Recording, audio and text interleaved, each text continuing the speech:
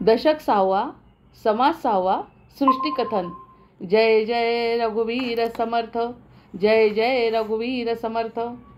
सदा सर्वदा योग तुझा घडावा, तुझे कारणी देह माझा पडावा.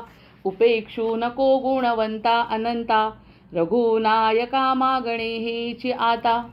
हनुमंतांची कुळवल्ली राममंडपा वेला गेली, श्रीराम भक्तीने फळली. रामदास बोले या नामे, शुका सारिखे पूर्ण वैराग्य जाचे. वसिष्ठा परिज्ञान योगेश्वराचे, कवी वाल्मिका सारिखा मान्य ऐसा. नमस्कार माझा सद्गुरु रामदासा, जयाचा जगी जन्म नामार्थ झाला.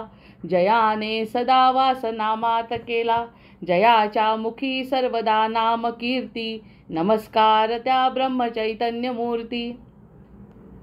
नेत्राने गुरुराज मूर्ती आपुली, मी जे धवा पाहिली.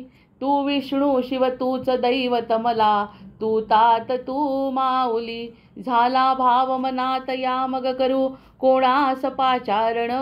प्रल्हादा गुरुराजया नित तुम्हा, माझे असो वंदन. ऋषिकल्पम रामभक्तं गुरुयज्ञेश्वराभिधं. चतुर्वेदेश्वरः प्राणं प्रणमामि पुनः पुनः. जय जय रघुवीर समर्थ. गणेश शारदा चैव सद्गुरु सज्जनस्तथा. आराध्य दैवतं गुह्यं सर्वं मे रघुनंदनः. गणेश शारदा सद्गुरु संत सज्जन कुळेश्वरू, सर्व ही माझा रघुवीरू. सद्गुरु रूपे श्रीराम, माझे आराध्य दैवत. परमगुह्य गुह्यातीत, गुह्यपणाची मात न चले जे. यो जातो मरुदंश जोक्षित तले, संबोधयन सज्जनान. ग्रंथम यो रचयन सुपुण्यजनकं, श्रीदास बोधाभिधम. यकीर्त्या पठणेन सर्व विदुषां, स्वांतापहारी सदा. सोयम मुक्तिकरक्षितौ विजयते, श्रीरामदासो गुरुः. मला वाटते अंतरित्वा वसावे, तुझ्या दासबोधासी त्वा बोध व्हावे. अपत्यापरी पाववी प्रेमग्रासा, महाराजया सद्गुरु रामदासा. ब्रह्मानंदं परमसुखदं केवलं ज्ञानमूर्तिं, द्वंद्वातीतं गगनसदृशं तत्त्वमस्यादिलक्ष्यम्. एकं नित्यं विमलमचलं सर्वधी साक्षिभूतं, भावातीतं त्रिगुणरहितं सद्गुरुं तन्नमामि. गुरुर्ब्रह्मा गुरुर्विष्णु गुरुर्देवो महेश्वरः, गुरुः साक्षात् परब्रह्म तस्मै श्री गुरवे नमः. अनेन प्रियतां देवो भगवान् जानकीपतिः, श्रीरामचंद्र पूर्वेषाम् अस्माकं कुलदैवतं. श्रोता वक्ता श्रीराम समर्थ. जय जय रघुवीर समर्थ, जय जय रघुवीर समर्थ. बघा, सृष्टिकथन हा आपला समास सुरू आहे आणि त्या ठिकाणी अचानकपणे मला राम लक्ष्मण संवाद पंचवटीतला अध्यात्म रामायणातला माझ्या नजरेसमोर पडला. आणि तो नजरेसमोर पडल्यानंतर असं वाटलं की हा अगदी याच्याशी संबंधितच आहे. म्हणजे सगळ्या गोष्टी समजण्यासाठी कधीकधी गोष्टीरूपाने, कधीकधी ज्ञानरूपाने, कधीकधी भक्तिरूपाने आपण असा विचार करण्याचा प्रयत्न करतो की नाही. तर तसं आपल्याला काहीतरी समोर आल्यानंतर खूप आनंद होतो. आणि हा जो आनंद आहे हा या 1-2 पॅरेग्राफमध्ये मला मिळाला. पंचवटीतील आध्यात्मिक तत्त्वज्ञान असं म्हटलं आहे त्यांनी. आणि अध्यात्म रामायणातला प्रसंग. लक्ष्मणांनी प्रश्न विचारला. लक्ष्मण म्हणतात रामांना, भगवन मला आपल्या मुखातून मोक्षाचा निश्चित आणि अचूक मार्ग ऐकायचा आहे. भगवान त्यांना म्हणतायत, लक्ष्मण पंचवटीमध्ये बसल्या बसल्या त्यांनी विचारलं आहे की मला अचूक असा मार्ग, मोक्षाचा निश्चित असा मार्ग मला सांगा. आणि हे कमलनयन प्रभो, कृपया त्याचे संक्षेपात वर्णन करा. हा प्रश्न आहे लक्ष्मणाचा रामांना विचारलेला. श्रीराम म्हणतात, आता श्रीराम याच्यावरती म्हणतात आहे की शरीरादी अनात्म वस्तूंना मी असे मानणे ह्यालाच माया म्हणतात. आता सध्या माया निरूपण, माया ब्रह्म निरूपण आणि आपलं आता सध्याचं सृष्टिकथन, या तिन्ही याचं एकत्रित उत्तर मला वाटतं रामांनी लक्ष्मणाला दिलं आहे. ते म्हणतात शरीरादी अनात्म वस्तूंना मी असे मानणे ह्याला माया म्हणतात. आणि ह्याच मायेमुळे संपूर्ण संसाररूप कल्पना निर्माण होते. आता एवढं वाक्य बोलल्यानंतर त्यांनी त्याचं सृष्टिकथनाची कसा उपयोग आहे बघा. पृथ्वी, आप, तेज, वायू आणि आकाश हे पंचमहाभूत, त्यांचे पंचतन्मात्रा म्हणजे अहंकार, बुद्धी आणि 10 इंद्रिय, चिदाभास, मन आणि मूळ प्रवृत्ती या सर्वांच्या समूहाला क्षेत्र म्हणतात आणि यालाच देह म्हणतात. जय जय रघुवीर समर्थ. हे रामांचं वाक्य आहे. लक्ष्मणाच्या प्रश्नांचं उत्तर देत असताना रामांनी असं उत्तर दिलं आहे की पृथ्वी, आप, तेज, वायू, आकाश हे पंचमहाभूतांनी आणि त्यांचं तन्मात्रा, पंचतन्मात्रा, अहंकार, बुद्धी, 10 इंद्रिय, चिदाभास, जे जे काही आपल्याला दिसतंय ते सगळं, इंद्रिय, चिदाभास, मन आणि मूळ प्रवृत्ती, आपली स्वतःची मूळ प्रवृत्ती, या सर्वांच्या समूहाला क्षेत्र म्हणतात. म्हणजे क्षेत्र क्षेत्रज्ञ जो संवाद आहे भगवद्गीतेतला, जो आपला आपण काय म्हणतो त्याला अध्याय आहे, त्याचा आणि याचा मूळ रामायणामध्ये आलेला हा संबंध आहे. सर्वांच्या समूहाला क्षेत्र म्हणतात. धर्मक्षेत्रे कुरुक्षेत्रे समवेता युयुत्सवः असं जी सुरुवात केली आहे ते धर्मक्षेत्र म्हणजे आपलं शरीर असं म्हणायला हरकत नाही. अशा या शरीरामध्ये पांडव, कौरव वगैरे सगळे राहतात. त्या सगळ्यांना जे दिसतंय ना आपल्याला, ती सगळी माया आहे शरीरातली सुद्धा. जसं आपण युद्ध बघतो तसं आपल्या शरीराकडे बघा, म्हणजे त्याला माया म्हणतात आणि त्याला देहसुद्धा म्हणतात, असं रामांनी लक्ष्मणाला सांगितलं. ज्यामुळे असा दृढबोध होतो त्यामुळे चूक होते म्हणतात. सृष्टिकथनामध्ये आपण का रमतो तर रामांनी म्हटलंय की ज्यामुळे असा दृढ बोध होतो आपल्या बुद्धीला की मी बुद्धी, प्राण, मन, अहंकार आणि देह नसून त्यापेक्षा विलक्षण नित्य शुद्ध बुद्ध चैतन्य स्वरूप असा आत्मा आहे. ज्यामुळे असा दृढ होतो त्याच्यापेक्षा विलक्षण नित्य शुद्ध बुद्ध चैतन्य आत्मा आहे, हा नसून, देह नसून आहे असा बोध होतो, व्हायला पाहिजे. राम म्हणतात आहे तेच ज्ञान आहे. खरं ज्ञान कोणतं आहे तर ह्या सगळ्यामुळे मी बुद्धी, प्राण, अहंकार वा देह नसून पृथ्वी, आप, तेज, वायू, आकाश हे पंचमहाभूत, त्यांच्या पंचतन्मात्रा, अहंकार, बुद्धी, 10 इंद्रिय, चिदाभास, मन आणि मूळ प्रवृत्ती यापासून देह बनलाय.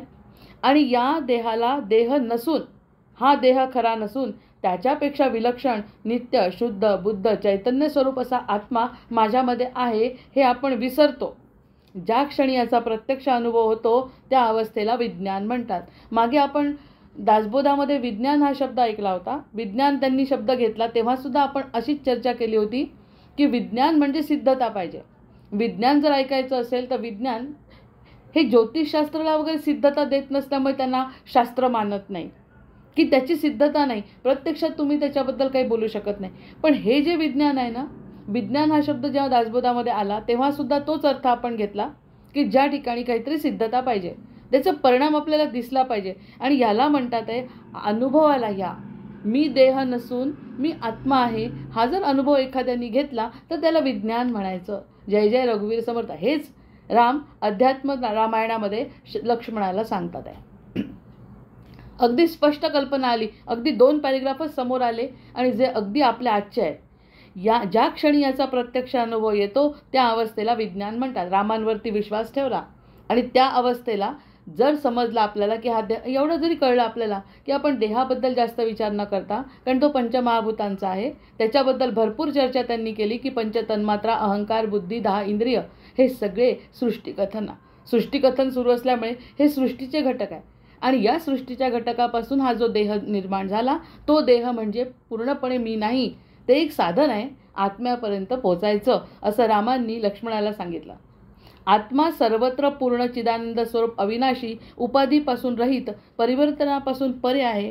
तो स्वतःच्या तेजाने देहादी उपाधींना प्रकाशित करतो, पण स्वतः मात्र सर्वदा आवरणहीन, एकमेव अद्वैत सत्य ज्ञान आनंद स्वरूप आणि साक्षीच आहे असा हा बोध विज्ञानाने होतो. आचार्य, आता हे कोण सांगतात हा सुद्धा समास आपल्याला आलेला आहे. हे कुठे कळेल आपल्याला? हे सगळं लिहून ठेवलेलं अनुभवाला कुठे येईल तर ते म्हणतात आहे 2ऱ्या पॅरेग्राफमध्ये की आचार्य आणि शास्त्रांच्या उपदेशाने जीवात्मा आणि परमात्मा यांची एकता प्रगट होते. त्यावेळी मूळ अविद्या तिच्या सर्व क्रियांसह लय पावते. ह्यालाच मोक्ष म्हणतात. रामांनी जे बोललेलं आहे ते बोलणं आणि सध्याचा संवाद अगदी एकच आहे. आणि रामांच्या तोंडून जेव्हा पंचवटीमध्ये ऐकलं, पंचवटी म्हणजे हा देह पंचवटी, आणि त्या ठिकाणी बसलेला अंतरात्मा, आणि अंतरात्मा ऐकत असेल की हा देह नाही आणि अंतरात्म्याला जर महत्त्व मिळत असेल तर त्याला विज्ञान म्हटलंय रामांनी. ते विज्ञान आहे, कारण विज्ञानाने सिद्धता होते. मग हे कुठून कळतं आपल्याला? तर आचार्य म्हणजे आपले सद्गुरू. सद्गुरूवरती पूर्ण श्रद्धा असेल तर ह्या गोष्टी आपल्याला अनुभवाला येऊ शकतात. हे रामांनी लक्ष्मणाला सांगितलं. वास्तविक आत्म्याचे मुक्त असणे हे काही नवीन नाही, तो तर नित्यच मुक्त आहे. प्रत्यक्षामध्ये तो मुक्त आहे. म्हणून गीतेमध्ये जे म्हणतात की नैनम छिंदंती शस्त्राणी, आत्म्याला मारता येत नाही. मग आपण मेलो असं आपण मानू शकत नाही, आपण जन्मलो असं आपण मानू शकत नाही, कारण तो मुक्त स्वरूप आहे. मुक्त स्वरूपाने काही काळ फक्त सृष्टीमधून या सगळ्या गोष्टी घेतल्या आणि आपल्यामध्ये विराजमान झाला, या देहामध्ये विराजमान झाला. म्हणजे देहापुढे मर्यादित नाही, तो अमर्याद आहे. हे सुद्धा रामांनी या ठिकाणी समजावून सांगितलं आहे. आता उदाहरण किती सुंदर दिलं आहे रामांनी. जसे डोळे असले तरी रात्री प्रकाश नसल्यामुळे दिसत नाही. आपल्याजवळ डोळे आहेत, डोळे उघडे आहेत, पण प्रकाश असल्याशिवाय म्हणजे रात्रीच्या वेळी आपल्याला काही दिसत नाही. पण दिवा जर लावला तर सर्व काही दिसते. जसं आपण एक उदाहरण मागे घेतलं होतं की गुरु, शनी, शुक्र हे सगळे कधी कधी आपल्याला आकाशात असतात असं सांगतात. आणि आपल्याला जरी त्याची जागा माहिती नाही, आपण बघू शकत नाही, आपली इच्छा आहे एखाद्याला अभ्यास करायचा आहे की हे ग्रह तारे आणि नक्षत्र दिसत आहेत, तर आपल्याला दिसत नाही.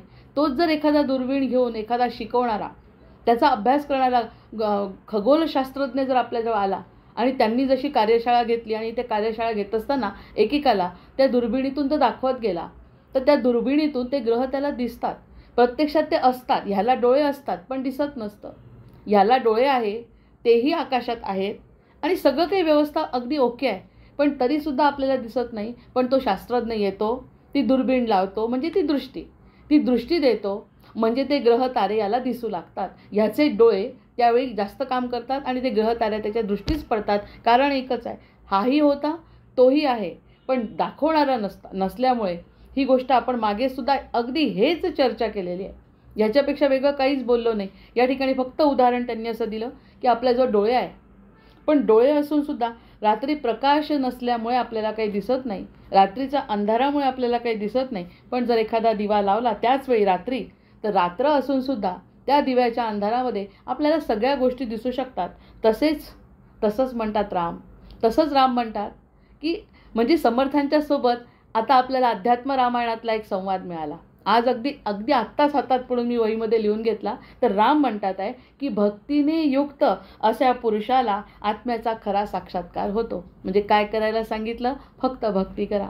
भक्ती करण्यासाठी नामस्मरण करा. संत सारखे तेच म्हणतात. त्यांनी सांगितलं भक्तीने युक्त अशा पुरुषाला आत्म्याचा खरा साक्षात्कार संभवतो. माझ्या भक्तीने युक्त साधकाला ज्ञान, विज्ञान आणि वैराग्य सहज प्राप्त होते आणि त्याला मोक्ष मिळतो. हा विचारलेला प्रश्न लक्ष्मणाचा आणि उत्तर दिलंय रामांनी, आणि आज तो आपल्या डोळ्यासमोर आला. म्हणजे ही सुद्धा त्यांचीच कृपा आपल्याला जाणवली पाहिजे. आणि मोक्षप्राप्तीपर्यंत या सगळ्या गोष्टी घडू शकतात. या ठिकाणी ज्ञान दिलेलंच नाही आहे अजूनपर्यंत. त्यांच्या ज्ञानाकडे आपण लक्ष जसं घालतोय तसं आपले आधीच अनुभव देऊन टाकतात की मीही असंच सांगितलं आहे, त्याला हे उत्तर आहे. मग जो मनुष्य माझ्या सेवेत निरंतर अनुरुक्त चित्ताने निर्मळ शांत स्वभावी विमल ज्ञानयुक्त माझ्या श्रेष्ठ भक्त योग्यांच्या सत्संगात रममाण आणि अनन्य भक्तीने त्याची सेवा करतो, त्याच्या हस्तातच मुक्ती असते, त्याच्या हातातच मुक्ती असते आणि मी सदैव त्याच्या दृष्टीपथात विराजमान असतो. म्हणजे आत्तापर्यंत जो ग्रह दिसत नव्हता तो ग्रह या दुर्बिणीच्या साह्याने जसा आपल्याला दिसतो, तसा जर भक्ती मनात असेल तर मी त्यांच्या सोबतच वावरत असतो. कशाला? त्याच्या आतमध्ये मी बसलेला आहे याचा अनुभव मी स्वतः देतो असं राम सांगतायत. आणि सदैव त्याच्या दृष्टीपथात विराजमान असतो. याखेरीज इतर कोणत्याही उपायाने माझे दर्शन संभवत नाही. कथेच्या प्रवाहात आपण इतके वाहत जातो, अगदी माझे सगळे शब्द जसे काही परवा मी बोलली तेच आहे की आपण पुढे काय आहे दासबोधात हे ऐकण्यामध्ये इतकं आपलं लक्ष जातं की पुढे काय सांगितलं आहे त्यामध्ये होतंय काय. राम म्हणतोय कथेच्या प्रवाहात आपण इतके वाहत जातो की रामकथेत दडलेले हे दिव्य तत्वज्ञान आणि श्रीरामांनी दिलेला मर्यादित आदर्श जीवनाचा मार्ग आपण दुर्लक्षित करून बसतो. आता जो मार्ग सापडलाय भक्तीचा तो दुर्लक्षित करून पुढे काय आहे, पुढे काय आहे, पुढे काय. अरे सगळ्यात महत्त्वाचं तत्वज्ञान सांगून टाकलं. नाही सांगितलं तरी फक्त तुम्ही भक्ती करा, पुढचं तुम्हाला सगळं लक्षात येईल. असा हा म्हणजे अगदी छोट्याशा कागदावर मी आधी नाव लिहून घेतलं, लक्षात राहायला पाहिजे. आणि असा हा विषय श्रीराम जय राम जय जय राम या नावाने या वहीमध्ये मी लिहून घेतला. आजचा दिवस दशमीचा माझ्या नेहमीसाठी खरंच लक्षात राहील. अशा पद्धतीचा हा राम आणि लक्ष्मणाचा संवाद आहे. आणि लक्ष्मणाच्या संवादातून रामांनी सगळं रहस्य उघड केलं आहे आणि आपलं कार्य हलकं केलं आहे, सहज केलं आहे. पुढे पुढे जाण्याच्या मागे न लागता माझ्या मनात हेच येत होतं कालपासून की पुढे कधी जाणार आणि कधी संपणार हे विचार आल्याबरोबर समोर आकाशवाणीसारखं काहीतरी येतं आणि त्यामध्ये आपण स्थिर करून सध्याच्या गोष्टीचा आनंद घ्या असं रामांनी स्वतः सांगितलं आहे असं समजून आपण आपल्या मनाला खरंच शांत करू शकतो. जय जय रघुवीर समर्थ. माया उपजे ब्रह्म उपजेना. काल सांगितलं आहे माया उपजते म्हणजेच मी आहे, मी होतो आधीच. माझा जो अंश आहे वरून आलेला त्याच्यावरती आपण केलेला आहे निरूपण. वरून जो अंश आलेला आहे तो आहे, पण मी बनतो त्याचा काहीतरी देह बनला ना. पोटामध्ये जेव्हा तो आत्मा आला तेव्हा त्याचा देह पंचमहाभूतांनी बनला. म्हणजे माया उपजे ब्रह्म उपजे ना. ब्रह्म मूळ आहे, माया उपजली, त्यावरती मायेचं आवरण आलं, आपल्याला देह मिळाला. देहाच्या सोबत हे पंचमहाभूत आले, त्यासोबत पंचतन्मात्रा आल्या, चिदाकाश आलं, हे सगळं त्याच्यासोबत आलं आणि मूळ ब्रह्माकडे दुर्लक्ष झालं. ब्रह्मावरती आवरण बसलं कारण की माया उपजे ब्रह्म उपजे ना ह्याच्याकडे थोडंसं दुर्लक्ष झालं. आणि होतं आहे तसं. अज्ञान म्हणजे काय तेच आहे. आणि या ठिकाणी त्याचा जर शोध घेतला, त्याच्या शोधाकडे जर मन लागलं तर या सगळ्या गोष्टी दुय्यम होतात आणि व्हायला पाहिजे असं समर्थ या ठिकाणी सांगतात. माया मरे ब्रह्म मरे ना. माया मरते म्हणजे शरीर मरतं आणि ब्रह्माला काही होत नाही, आत्म्याला काही होत नाही. आत्मी वायुरूपात होता, राहतोय, खेळ करतोय, 100 वर्ष राहतो आणि तो आपल्या वायूमध्ये मिसळतो. त्याला मरण नाही. माया धरे ब्रह्म धरे ना. माया धरून ठेवते, मर्यादित करते, पण ब्रह्म धरत नाही. ब्रह्म मोकळं सोडतं. जितकं मुक्त अवस्था असेल तितकं ते ब्रह्माची अवस्था आहे आणि जितका बद्ध आहे तितका मायेमध्ये आहे. म्हणजे जितकं बंधन वाटत असेल, जितकं जडत्व वाटत असेल, जितकं असं कंटाळल्यासारखं वाटत असेल, मर्यादित स्वरूपात वाटत असेल तर ते सगळं माया आहे. मायेमध्ये सगळं दुःख आहे. मायामध्ये माझं हे झालं नाही, माझं ते झालं नाही, माझं हे राहिलं, मला ते नाही, त्याला ते आहे. या सगळ्या ज्या देहाच्या वृत्ती आहेत, जे सगळी बुद्धी आहे, त्या बुद्धी माया मर्यादित करते माणसाला. जे आत्म्याला आवडत नाही म्हणून आत्म्याची तळमळ होते.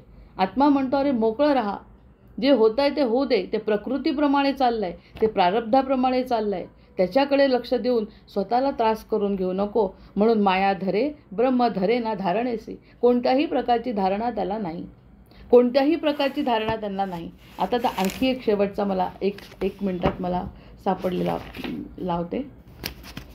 एकच मिनिट फक्त. हां, आता ह्यामध्ये एक शेवटचा मला सापडला. ब्रह्मास्मी ब्रह्मज्ञान सूत्रामध्ये एक मला चैतन्य कौलयोगीचं सापडलं की पूर्ण अनुभव म्हणजे ब्रह्मदोत. त्यांनी एकच 4 ओळी लिहिल्या आहेत की नाहम अनुभव करता अनुभवोहम, यत्र अनुभव नास्ती तत्र अहम ब्रह्मास्मी. म्हणजे मी अनुभव करणारा नाही, मीच अनुभव आहे. आपली बुद्धी होईल का स्थिर यावरती आता की मी अनुभव करणारा नाही. म्हणजे आता मला जे कळतंय असं वाटतंय ना ते सुद्धा मी नाही आहे. ॲक्च्युली तो अनुभव म्हणजेच मी आहे. जर असं वाटत असेल की मी आनंदात आहे, तो आनंद म्हणजे मी आहे. आनंदाचा अनुभव घेणारा मी नाही. तो आनंदाचा अनुभव कोण घेत आहे? तो देह घेतो आहे, ती बुद्धी घेते आहे, ते हृदय घेत आहे. त्या हृदयापेक्षाही वर तो प्रत्यक्ष अनुभवच मी आहे. कारण मी अनुभव करणारा नाही, मीच अनुभव आहे. जिथे अनुभव आणि अनुभव करता असा भेद उरत नाही तेथेच मी ब्रह्म आहे. ह्या 4 ओळींचा जो श्लोक आहे म्हणजे तर तिकडे अनुभवच घ्यायचा नाही कोणता. म्हणजे ही जी स्थिती आहे ना त्या स्थितीला म्हणजे सृष्टीकथन सांगत असताना सृष्टीपासून दूर, सृष्टीमध्ये राहून सृष्टीपासून दूर वेगळाच काहीतरी अनुभव जर आनंदाचा मिळत असेल, स्थिरतेचा मिळत असेल, शांततेचा मिळत असेल तर ती शांतता, ती स्थिरता, तो आनंद म्हणजेच ब्रह्म आहे. जय जय रघुवीर समर्थ. मग त्या ब्रह्मानंदात किती वेळ राहायचं हा निर्णय आपण घेऊ शकतो. ही बुद्धी आहे. त्या बुद्धीवरती आपण जर विचार केला तर किती वेळ राहायचं, 1 मिनिट 2 मिनिट ठीक आहे. अशी सवय करता करता आपण पूर्ण त्याच्या अनुभवापर्यंत जाऊ शकतो असं रामांनी लक्ष्मणाला आजच सांगितलं आहे. याच्याशिवाय दुसरा मार्ग नाही. ह्या सगळ्या गोष्टींमध्ये 1 मिनिट जरी तो आनंद मिळाला तर त्या आनंदाला आता ही स्फूर्ती मिळाली आणि त्यांनी सांगितलं की तो आनंद म्हणजेच. मग आपण म्हणतो की नाही एखादा पदार्थ तयार झाल्यानंतर तो पदार्थ आधी ज्याच्यापासून तयार झाला. आता एखादा भात करायचा आहे आणि भाताचे सगळे पदार्थ एकत्र केले म्हणजे सगळे पदार्थ एकत्र केले म्हणजे पदार्थ म्हणजे भात नाही. त्याच्या पदार्थ एकत्र केले सगळे ते पदार्थ म्हणजे भात नाही. तर प्रत्यक्षात भात हा पदार्थांपासून बनलेला आहे. म्हणजे हे जे सगळं एकत्र आवरण केलं, सृष्टी बाजूला काढली आणि हृदय मन चित्त सगळं बाजूला केलं, त्या मार्गानेच त्या मार्गामध्ये जर काही आनंद मिळाला तर तो आनंद ब्रह्माचा आनंद तेच ब्रह्म आहे. आणि आपण कुठे शोधायला जातो? ब्रह्म म्हणजे तिथे असेल दूर असेल आपल्याला कसं असं काही नाही. रामांनी स्वतः सांगितलं ही अवस्था, हे विज्ञान, ही सिद्धता ज्याला ज्या क्षणी येते तो क्षण ब्रह्मानंदाचा जो क्षण आहे तो जो घेतो तोच ब्रह्म आहे. म्हणून अहम ब्रह्मास्मी तत्वमसी हे जे महावाक्य हे केलेलं आहे म्हणजे सगळ्या गोष्टींकडे दुर्लक्ष करून फक्त स्वतःच्या आनंदामध्ये स्थिर राहणे ते ब्रह्म आहे. मग काय फार दूर नसेल ते. जर असा अनुभव घेण्याचा प्रयत्न केला, पण प्रत्येकजण परोपरी सांगतंय आणि रामांनी सुद्धा सांगितलं आचार्याशिवाय हा अनुभव मिळणार नाही. त्यामुळे आचार्य अगदी मनात आणायचे, आचार्यांची कृपा मागायची आणि एक क्षण जरी मिळाला तर त्याची जर चटक लागली, त्याची जर गोडी लागली तर माणूस पुन्हा पुन्हा तीच गोष्ट करेल. हा आपला मनाचा स्वभाव आहे. आपल्या मनाच्या स्वभावाला असं बदलवून त्या आनंदामध्ये ठेवणं आणि तो आनंद म्हणजेच ब्रह्माना आनंद नसून तो ब्रह्मच आहे, दुसरं काही नाही. भात म्हणजे भातच आहे. मग ते पदार्थ सगळे त्यात विरून गेले ना आपोआपच. ते पदार्थ वेगळे राहिलेच नाहीत. ते वेगळे न राहिल्यामुळे तो जो आनंद आहे तो धारणा म्हणजे आनंद नाही, ती प्रत्यक्ष गोष्ट म्हणजे ब्रह्म आहे. मग आता माया तुटे ना, माया विकारी ब्रह्म निर्विकारी. माया विकार करते, ब्रह्म निर्विकार आहे. कोणत्याही प्रकारची जर आशा अपेक्षा ममता मनात जर नसेल तर ते निर्विकारित्व म्हणजे ब्रह्म आहे. आणि प्रत्यक्षात त्याच्या विरुद्ध आपण वागतो. त्यामुळे ब्रह्माचा अनुभव येत नाही, अज्ञानामुळे. ज्ञान नाही. दुसरी गोष्ट आचार्यांची कृपा मिळावी असं वर्तन नाही. असं जर केलं तर या सगळ्या गोष्टीतून आचार्य आपल्याला आशीर्वाद देऊन आणि दुसरा मार्ग नाही असं रामांनी लक्ष्मणाला आजच सांगितलं. म्हणजे आपल्या समोर ती गोष्ट आली की दुसरा मार्ग नाही, भक्ती कर आणि मनापासून त्याला आळव. या क्षणीसुद्धा तुला तो अनुभव त्या क्षणात येईल आणि त्या क्षणाचा एकदा का अनुभव घेतला की मन आपलं बाकी छान तयार होतं. मग जे माकडासारखं फिरणारं मन आहे, ते माकडाचं चंचल मन आहे, ते शांत होतं आणि त्याला ती आवड लागली की बाकी सगळ्या गोष्टी नकोशा होतात. हे विज्ञानाने सिद्ध केलं आहे. एकदा का मनाने घेतलं, त्यासाठी आपण एक मागे उदाहरण घेतलं होतं की रात्रभर अभ्यास मी माझ्या मनाने करीन तर मला काही त्रास होत नाही. आणि माझ्या आईने जर म्हटलं की अभ्यास कर तर मला अर्धा ताससुद्धा बसवत नाही. मग मनाचा खेळ आहे सगळा. मनाला जर एकदा चटक लागली, ह्या सगळ्या गोष्टींची मनाला जर चटक लागली तर मन ऐकतच नाही. आणि एकदा का मन ऐकेन असं झालं आणि ह्या गोष्टी कराव्या वाटलं तर तो आनंद द्विगुणित होत राहतो आणि स्थिरता आणि शांतता जीवनामध्ये प्रस्थापित होऊ शकते. म्हणून विकार असेल मनात तर तिथे त्या ठिकाणी माया आहे आणि अविकारी असं जे आहे ते ब्रह्म आहे. मग आता माया सर्व करी, ब्रह्म काहीच न करी. या क्षणी जर काहीच न करावं असं वाटलं, काहीच न करणे म्हणजे आनंदासाठी, बाकी कृतीचा प्रश्न नाही. कृती हातानी पायानी आपण जी करतो आहे, आता आपण जे करतो त्याला जर कृती म्हटलं तर आपण जे नाही अनैच्छिक क्रियासुद्धा कृतीमध्ये येतात हे आपल्याला कळतच नाही की प्रत्यक्षात हृदयाचं पंपिंग सुरू आहे, आपल्या सगळ्या आपल्या अवयवांचं कार्य सुरू आहे. ह्याला आपण क्रिया समजतच नाही. प्रत्यक्षात त्याही क्रिया आपण करतो आहे. जरी ठरवलं या क्षणी मी काहीच क्रिया करायच्या नाही तरी क्रिया विरहित आपण राहू शकत नाही. श्वासोश्वास तर मुळात चालू आहे, मग श्वासोश्वासाची क्रिया तर करावीच लागते. पण जे काहीच करत नाही असं ब्रह्म आहे. या सगळ्या क्रिया करत असताना सुद्धा शांतपणे ती समाधी अवस्था म्हणतात. त्या समाधी अवस्थेकडे जर साधक जाऊ शकत असेल तर त्याला म्हणतात की निर्विकारी अवस्था. कोणत्याही प्रकारची, आणि हे काही दिवस रात्र 24 तास नाही करायचं आहे की 24ही तास तुम्हाला काही समाधीमध्ये राहायला कुणी सांगत नाही. त्यांनी सांगितलं आहे की असा अनुभव एकदा घ्यायची सवय लागली की जास्तीत जास्त वेळ त्या आनंदामध्ये राहण्याचा प्रयत्न तरी निदान करू.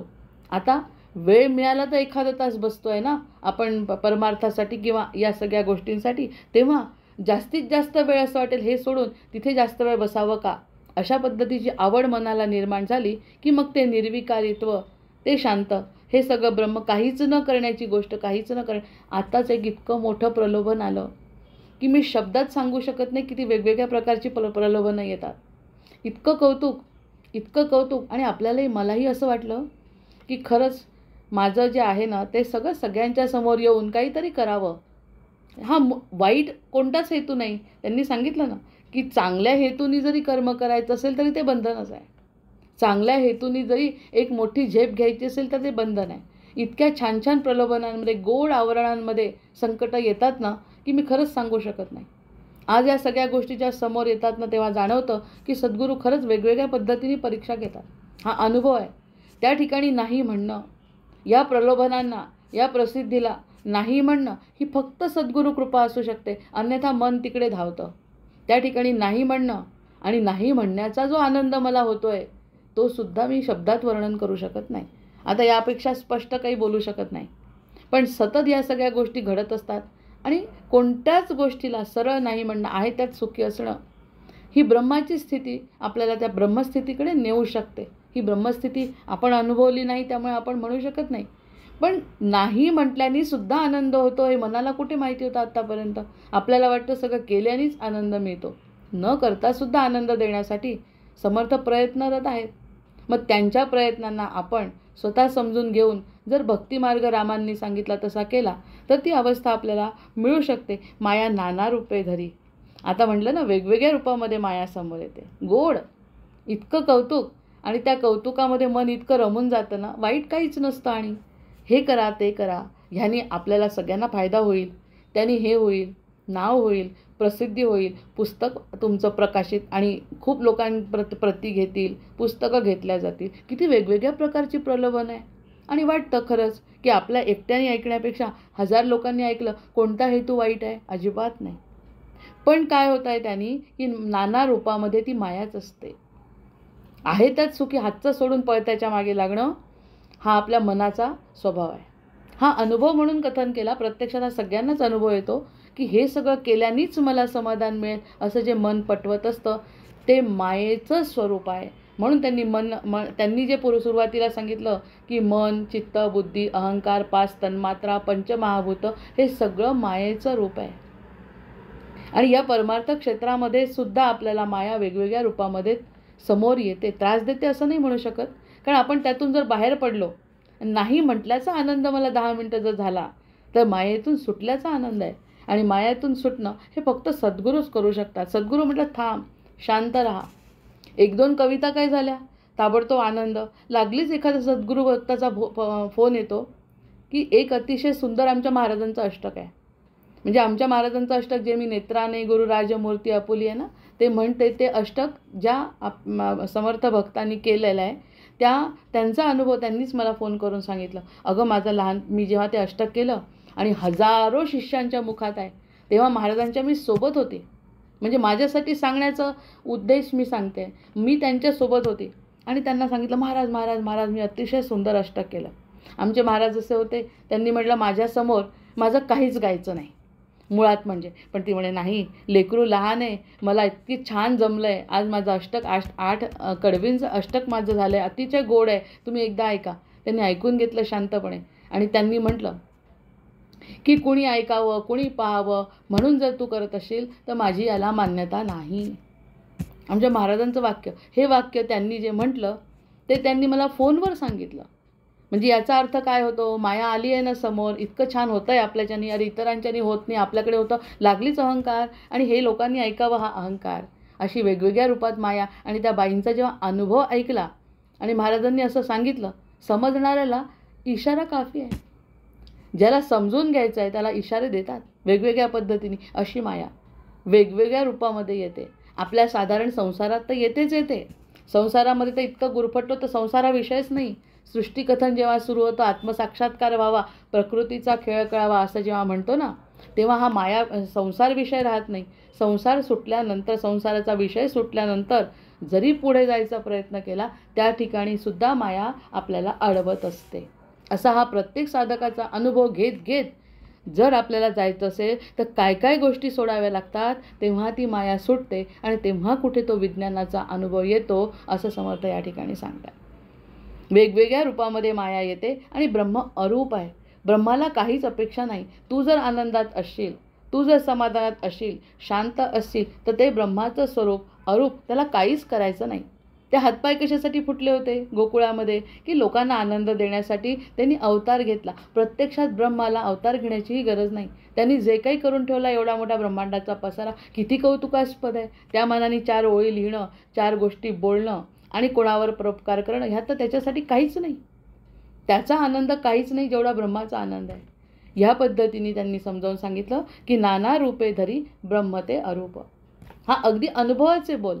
कसं कोणकोणत्या ठिकाणी आपल्या मनाला असं आकर्षण आणि भूल पडू शकते या सगळ्या गोष्टींना समर्थ त्या ठिकाणी बरोबर अडकवून ठेवतात आणि सांगतात माझ्यावरती विश्वास असेल तर रामांनी काय सांगितलं आणि कृष्णांनी काय सांगितलं हे सगळं एकच होणार आहे शेवटी.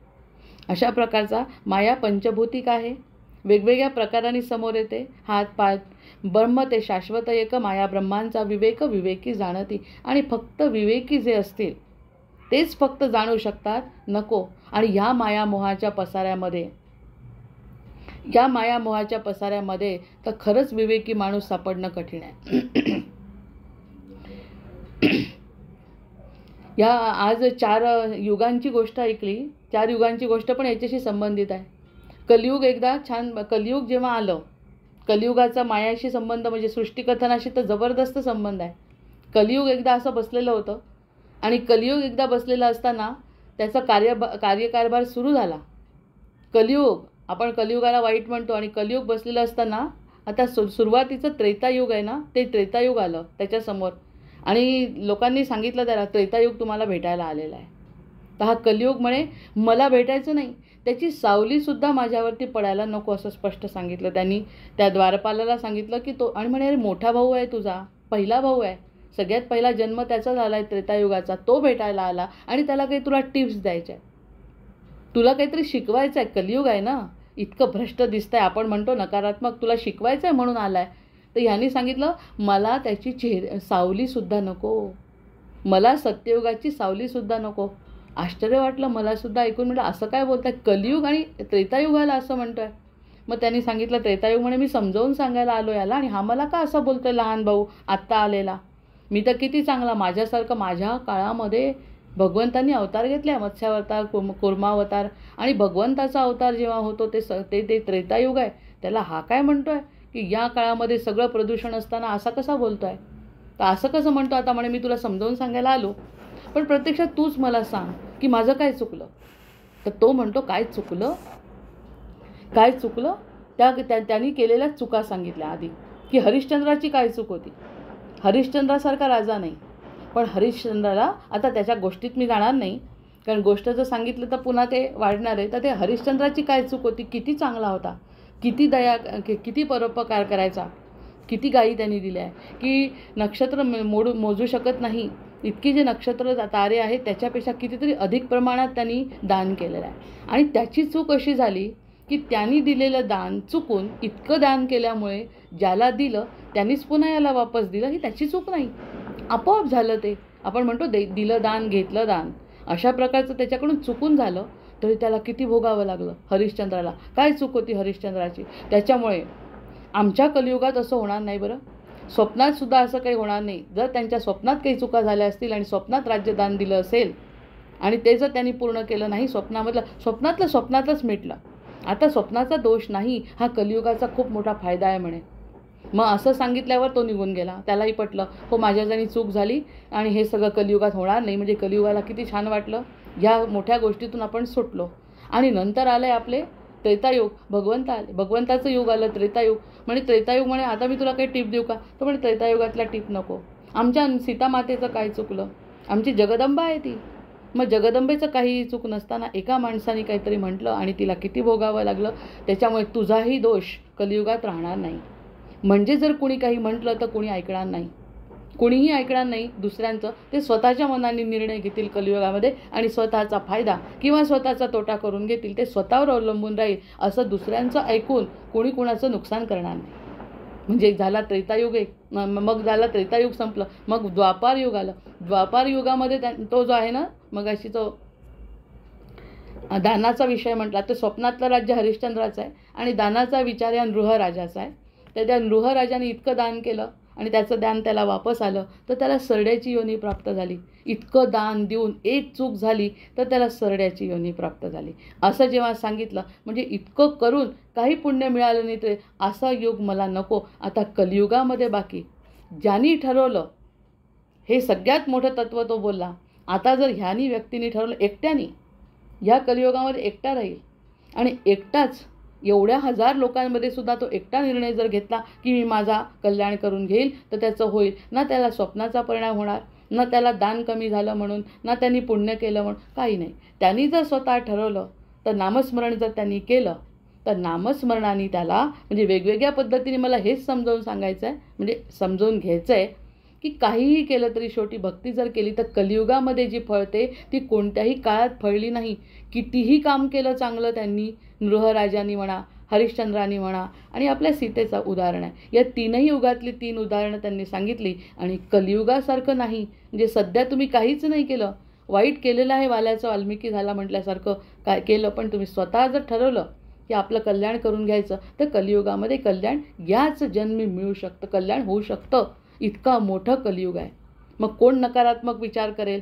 असे जेव्हा विचार करतो मग नाना रूपे धरी हे तिला समजून येईल आणि समजल्यानंतर तो स्वतःचं कल्याण करू शकतो. त्रेतायुगापेक्षा, द्वापार युगापेक्षा, सत्ययुगापेक्षा कलियुगामध्ये ही संधी लवकर आहे म्हणतात.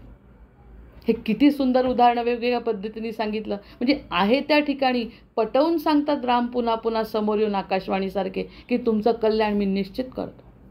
काय सृष्टी आहे, कशी युगं संपली, त्या युगांमध्ये किती त्रास झाला, किती यज्ञ करावे लागले, दान करावे लागले, एवढीशी छोटासा मंत्र चुकला तर त्याला चुकीचे परिणाम भोगावे लागले. तुमच्या सगळ्या चुका माफ करतो. फक्त स्वतःहून म्हणा की मला कल्याण करून घ्यायचं आहे, मला सद्गुरूंच्या जवळ बसायचं आहे. किंवा बाकी तुमचे भाऊ कसे असो, आई वडील कसे असो, तुमचे मित्र कसे असो, तुमचा त्याच्याशी काही संबंध राहणार नाही. ही सगळी सृष्टी दूर आणि आत्मा एकटा, अशा पद्धतीचा तुमचा उद्धार मी करून देईन.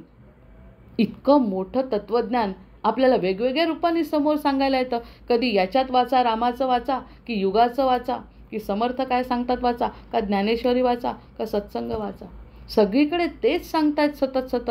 म्हणजे नक्की कल्याण निश्चित आहे.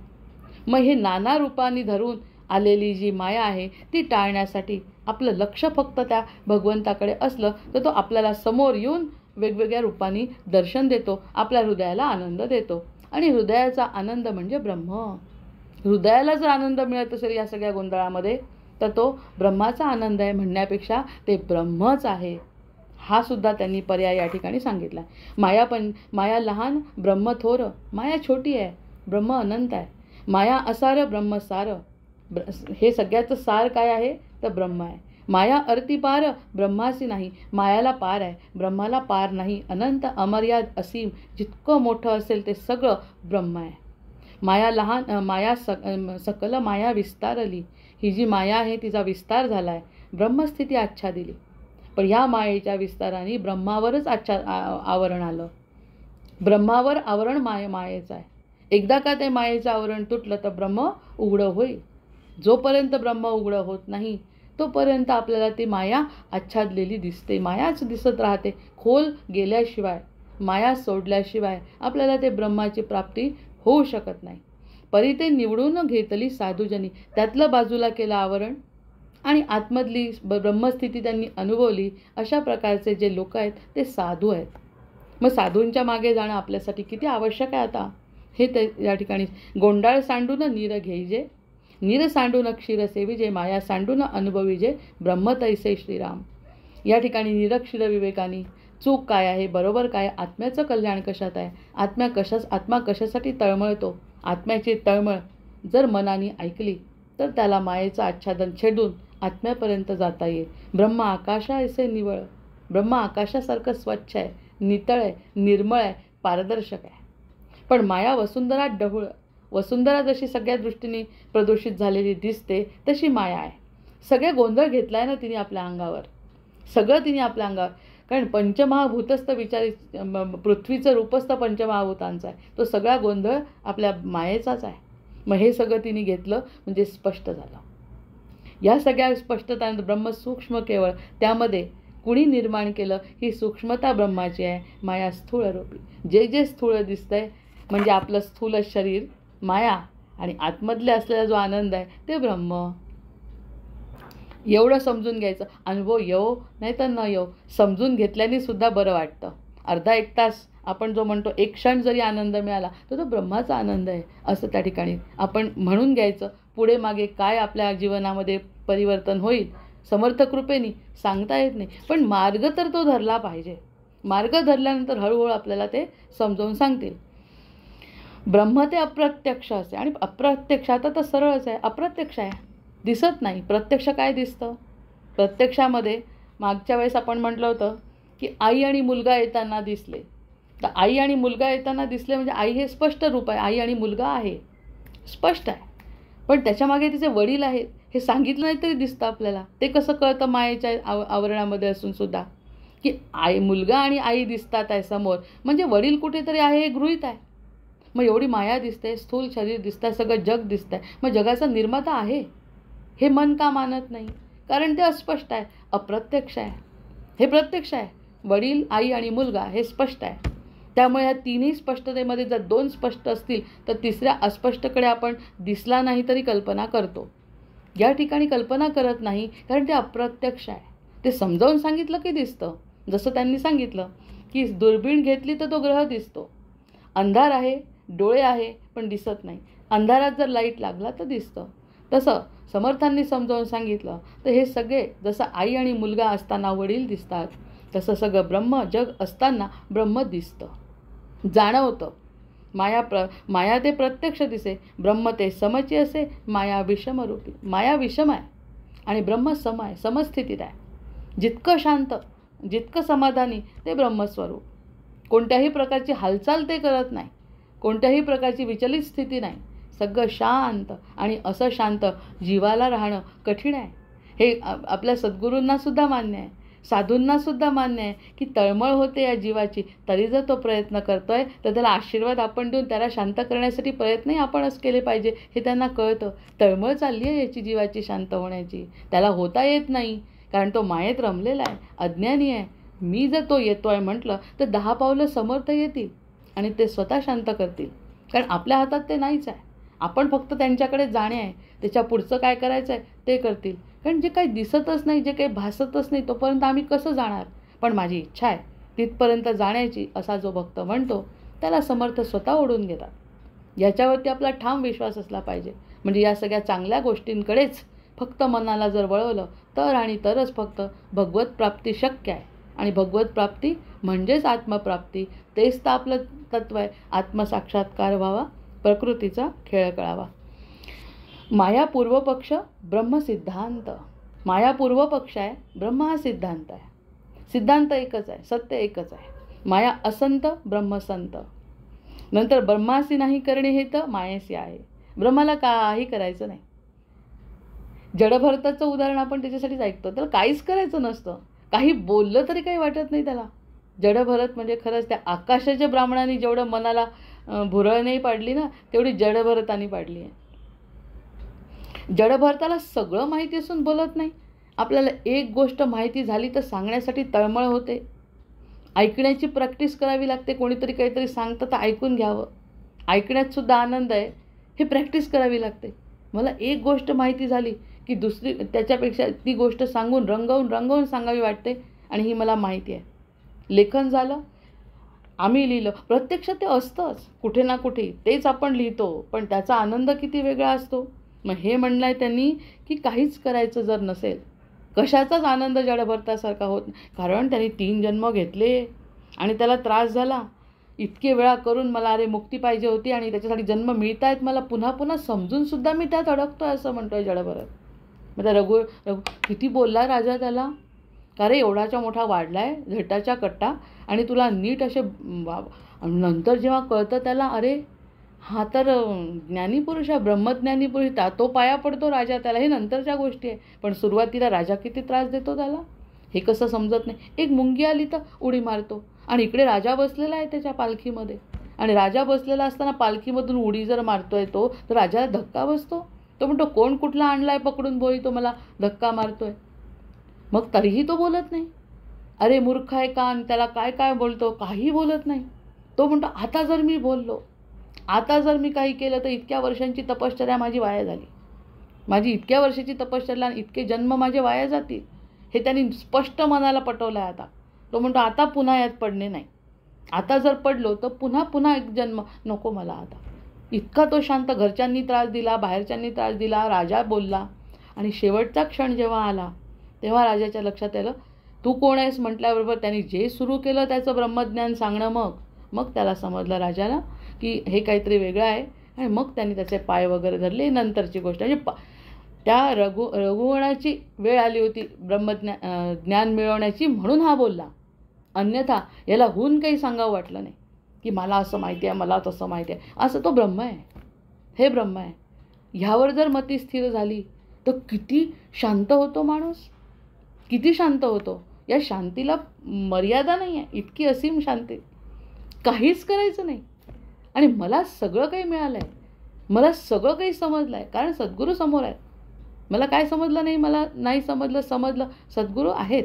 एवढा जरी ज्ञान झालं ना तरी ती शांती जी मिळते ती आपल्या जडभरताची शांती, जी आकाशजाची शांती आहे. आकाश जेव्हा आला तेव्हा तर पृथ्वीचीच निर्मिती नव्हती, म्हणजे कोणी मनु शतरूपासुद्धा नव्हते, तेव्हाचा आहे तो मरायलाच तयार नाही, कारण कोणत्याच प्रकारची इच्छा नाही, भावना नाही, कारण ब्रह्माचं पूर्ण स्वरूपच जणू काही प्रगटलं. इकडे कृष्ण तरी पूर्णावतारात आहे, पण त्याच्या आधीचं तो नुसता शांतपणे वाऱ्यासारखा बसून राहिला. कशासाठी जगायचं, त्यामुळे तेही बरं वाटत नाही. ते अति मुक्तावस्था आहे. ही रघुगणाची जी कथा आहे त्यामध्ये आपण बरंच स्वतःला रिलेट करतो. आणि मग हळूहळू आला आहे आपलं कलियुग.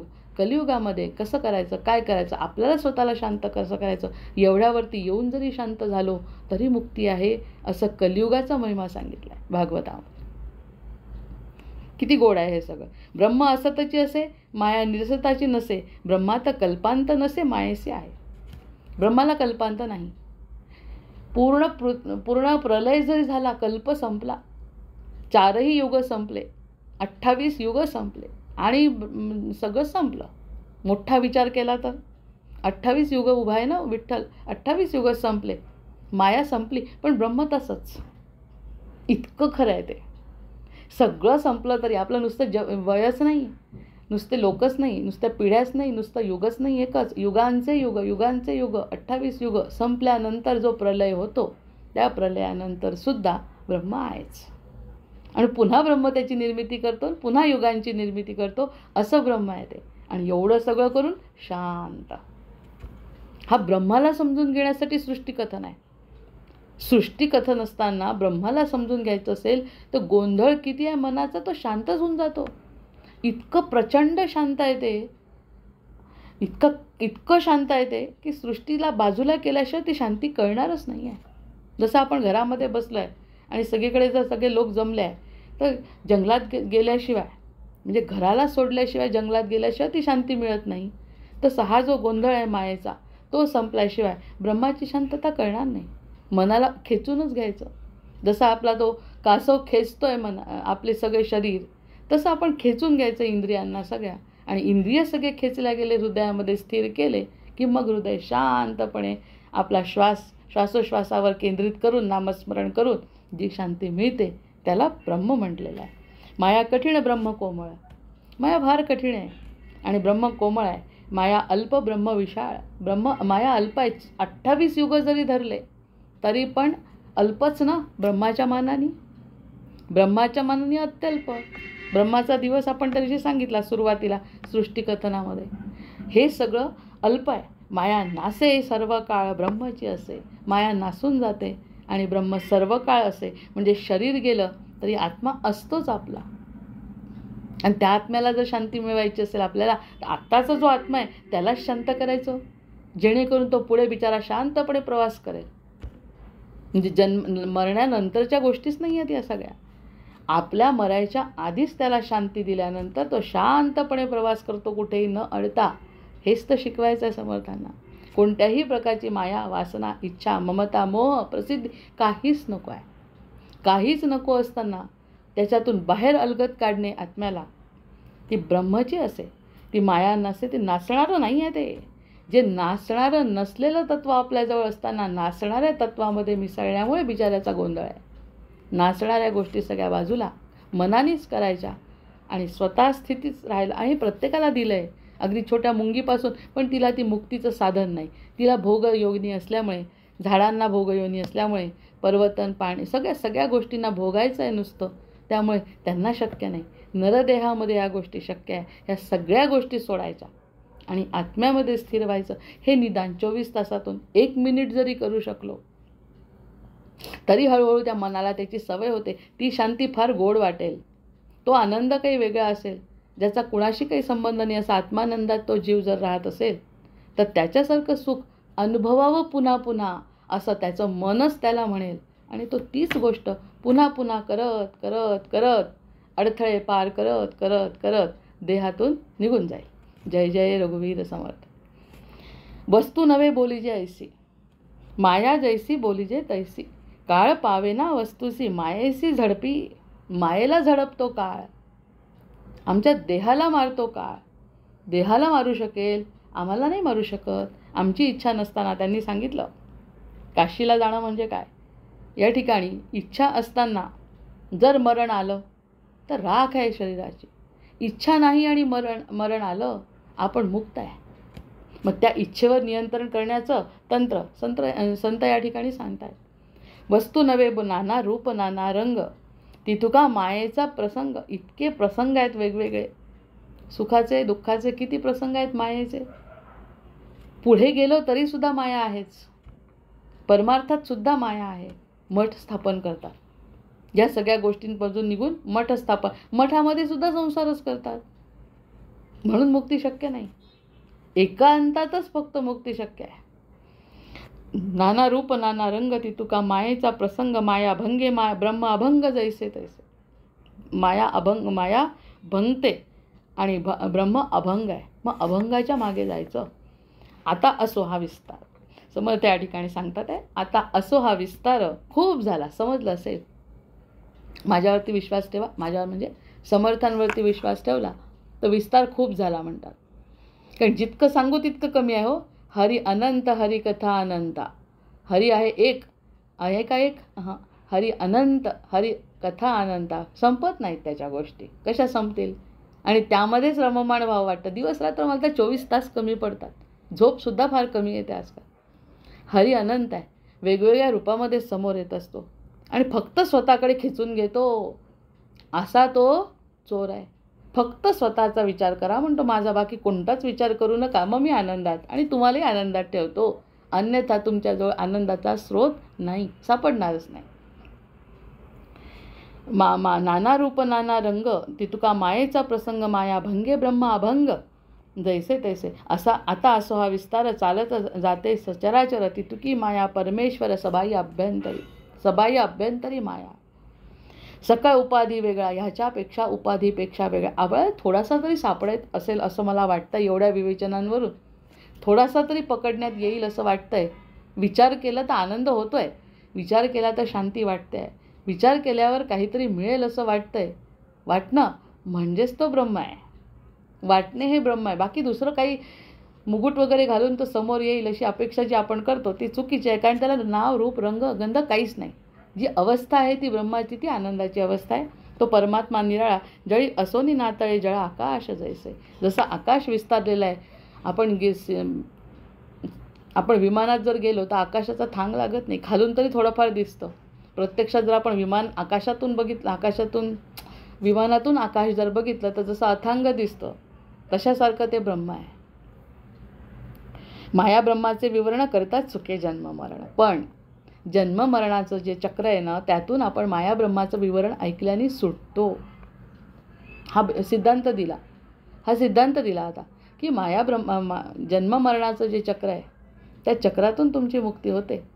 माया ब्रह्माचे नुसतं विवरण ऐकल्याने, फक्त ऐकल्याने. करता चुके जन्म संतांसी गेली या शरण मोक्ष लाभे श्रीराम. आणि जर संतांना शरण गेलो तर मोक्ष आणि जन्म मरणाच्या फेऱ्यातून सुटका हे फक्त विवरण ऐकल्याने. म्हणजे करत नाही तसं आपण म्हणून ऐकल्याने सुद्धा सुटका आहे. पण संतांकडे गेलं तर सोडतच नाहीत. ते केल्याशिवाय, मुक्त केल्याशिवाय सोडतच नाहीत. त्याच्यामुळे संतांचे पाय धरणं, जसं रामांनी आज म्हटलं की आचार्यांच्याशिवाय हे शक्य नाही. म्हणून आपल्याकडे गुरुला फार महत्त्व आहे.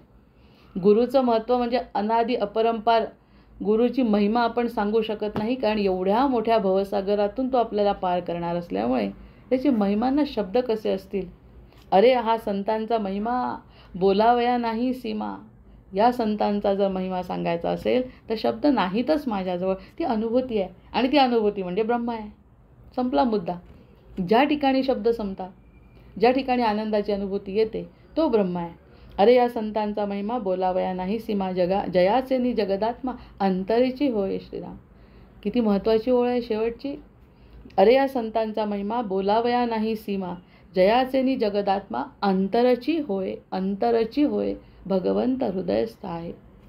भगवंत हृदयस्थ आहे. त्याला शांत ठेवायचं आहे, त्याला खुश ठेवायचं आहे आणि त्याच स्थितीत राहायचं जर भक्तांनी ठरवलं तर ती स्थिती म्हणजेच ब्रह्मस्थिती सृष्टिकथनामध्ये त्याचा शेवट केला आहे. जय जय रघुवीर समर्थ. इति श्री दासबोधे गुरु शिष्य संवादे माया ब्रह्म निरूपण नाम.